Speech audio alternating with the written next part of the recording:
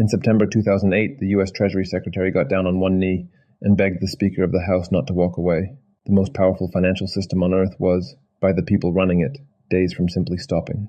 By the time it was over, U.S. households had lost roughly $19 trillion in net worth, and nearly 9 million jobs vanished. It did not start on Wall Street. It started in something ordinary, the American home. Here's what most people never grasp. The subprime mortgages at the center of this were, on their own, far too small to take down the world. What turned a housing problem into a catastrophe was what Wall Street did to those loans next. Years later, the official commission that investigated it reached a blunt conclusion. This was not a storm, not an act of God. It was, in their words, avoidable. People built the machine. That matters, because it means we can actually understand it. So let's build the machine piece by piece. The mortgage, the thing Wall Street turned it into, the bubble that hid the rot, the week it all blew up, and how close it really came to the edge. Let's get into it. It begins with one simple idea that quietly went wrong, the home loan, and who suddenly started getting one. For decades, a mortgage was boring on purpose. A bank lent you money and held the loan for 30 years. Because the bank kept the risk, it cared whether you could pay. That single fact was the safety valve.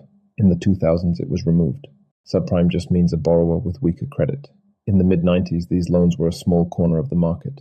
By 2006, subprime and other risky non-prime mortgages had ballooned to roughly a third of all new home loans in America. And the lending got reckless. So-called liar loans, where income was never verified, exploded. The deeper cause was one change that rewired everything. The lender no longer kept your loan. They'd make it, collect a fee, and sell it to Wall Street within weeks. When you don't keep the risk, you stop fearing it. Now for the engine room.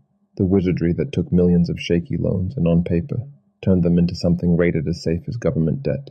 Step 1 is securitization. Wall Street pours thousands of mortgages into one giant pool and sells slices of it as bonds. The logic sounds reasonable. Thousands of loans across the country shouldn't all fail at once. Diversification in theory makes the pool safe. Step 2 gets dangerous. The pool is cut into layers called tranches. The top layer gets paid first, so it's treated as super safe. The trick? Even when a pool is stuffed with subprime loans, the top tranche could be stamped AAA, the highest rating there is. Step 3 should make you uneasy. Take the risky tranches nobody wanted, pool those together, slice them again, and call it a CDO. Astonishingly, the top of this pool of garbage could also be rated AAA. Risk was being hidden inside risk. And the rating agencies blessed all of it. Moody's rated tens of thousands of these securities AAA. When the crisis hit, the vast majority of certain subprime bonds rated AAA in 2006 were later cut to junk. The safe rating was an illusion. Why did the agencies wave it through? Look at who paid them. The banks that built the bonds also paid the agencies to rate them. If one was too tough, the bank could shop for a friendlier one. The referees were on the payroll of the team they judged. Then came the accelerant, the credit default swap, insurance on a bond, where you didn't even need to own the bond to buy it. By 2007, these swaps had a notional value of roughly $58 trillion. Side bets on side bets. All of this only worked under one condition, that house prices kept rising forever. So let's look at the bubble that hid the rot, and the moment it began to deflate. From the late 90s to their peak in 2006, U.S. home prices roughly doubled in under a decade. People stopped seeing homes as places to live and started seeing them as guaranteed money machines. As long as the next buyer paid more, the machine hummed. Rising prices papered over everything. If a borrower couldn't pay, no problem. The house was worth more, so they could refinance or sell at a profit. Defaults stayed low, and the bonds looked great.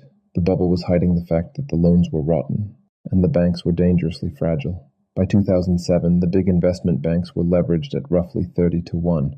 For every $30 of assets, only about $1 of their own capital. A 3 or 4% drop could wipe the firm out. Then, in 2006, the music stopped. Prices began to fall, and the escape hatch slammed shut. And here's the fatal flaw. Every model assumed prices couldn't fall everywhere at once. They could. The diversification that made the bonds safe simply evaporated. And we arrive at the week the financial world genuinely thought it might end. The dominoes had been stacked for years. In September 2008, they fell. The first to go was Bear Stearns. In March, it ran out of cash in days as lenders fled, and was sold to J.P. Morgan at a fire sale price with a government backstop. The dangerous lesson Wall Street took. A major bank failed, but everyone got rescued. Then in early September, the government seized the giants of American housing, Fannie Mae and Freddie Mac. Together they backed around $5 trillion of mortgages, roughly half the entire market. Taxpayers took them over, and still the worst was days away. Then came the earthquake. On September 15th, Lehman Brothers filed for bankruptcy. With around $600 billion in assets, it remains the largest bankruptcy in American history. This time there was no rescue. And the belief that someone always catches you was ripped away overnight. The very next day, the insurance giant AIG nearly took everyone with it. It had sold credit default swaps on hundreds of billions of toxic bonds and couldn't pay the claims. To stop a chain reaction, the government bailed it out, a rescue that ballooned to about $182 billion. Why save AIG when Lehman was let go? Because AIG owed money to nearly every major bank on the planet. If it couldn't pay, those banks would take catastrophic losses overnight. Same week, opposite calls, economists still argue about whether letting Lehman go was a mistake or a necessity. When Lehman failed, the panic hit a place few people have heard of but everyone depends on. The overnight lending banks used to fund themselves every day. That market is the bloodstream of finance. In mid-September it froze. Banks stopped trusting each other enough to lend overnight. It reached ordinary savers fast. A giant money market fund, long thought as safe as cash, had lent to Lehman, took the loss, and broke the buck. Its value fell below the sacred $1 a share. Within days, investors yanked hundreds of billions out of these funds. Most people remember the headlines. What they don't realize is how close the actual plumbing of the economy came to seizing up completely. Let's look at the edge. This is the moment to take seriously.